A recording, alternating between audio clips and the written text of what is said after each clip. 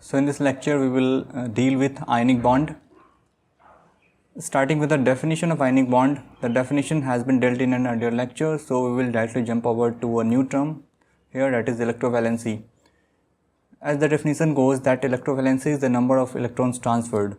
Here the word transferred is to be noted because as the electrovalency is defined as the number of electrons transferred, therefore whenever the electron would be transferred, then we will say that an atom or a group of an atom will have a positive electrovalency. On the other hand, if an atom or a group of atom would receive electron or electrons, then we will say that that atom or group of atom has negative electrovalency. For example, here sodium is donating an electron to form Na+, so we say that sodium has positive electrovalency of 1. On the other hand, SO4 is receiving 2 electrons, so we say that SO4 is having a negative electrovalency of number 2. A quick question here, MSO4 is the compound. We have to write the phosphate of this compound, of basically the cation of this compound. So it will break into M2 plus and SO4 2 minus. Now when we combine M2 plus with PO4 3 minus, which is the formula of phosphate, we will get. Now we look into the formation of NaCl solid. So NaCl solid is formed by the combination of Na plus gas and Cl minus gas. Okay, and the energy released in the formation will be called lattice energy. Now Na plus gas will come from Na gas. Okay, and the energy associated with the release of one electron from Na gas will be called ionization energy of Na gas. Similarly, the energy associated with the gain of one electron by chlorine will be called electron affinity of chlorine.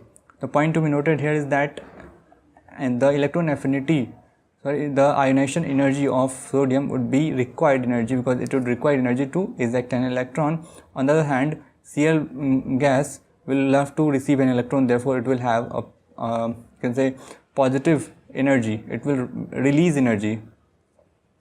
Now the net energy of the formation of NaCl is negative because it favors the formation of NaCl. Okay, therefore net energy is negative. That means the energy released, overall the energy released compared to the overall, that the energy required.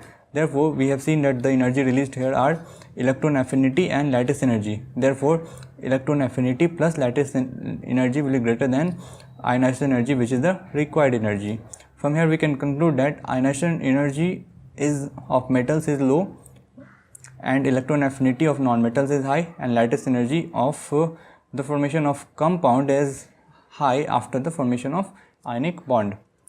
Now finally we'll look into some properties of ionic bonds. The first property goes as the ionic bonds are non-directional in nature because charge is spherically symmetrically distributed. That is why ionic compound does not show stereoisomerism. Now suppose there is a compound CH4. Okay, then we say that CH4 has tetrahedral structure and the angle between two CH bond is 108 degrees and 28 minutes.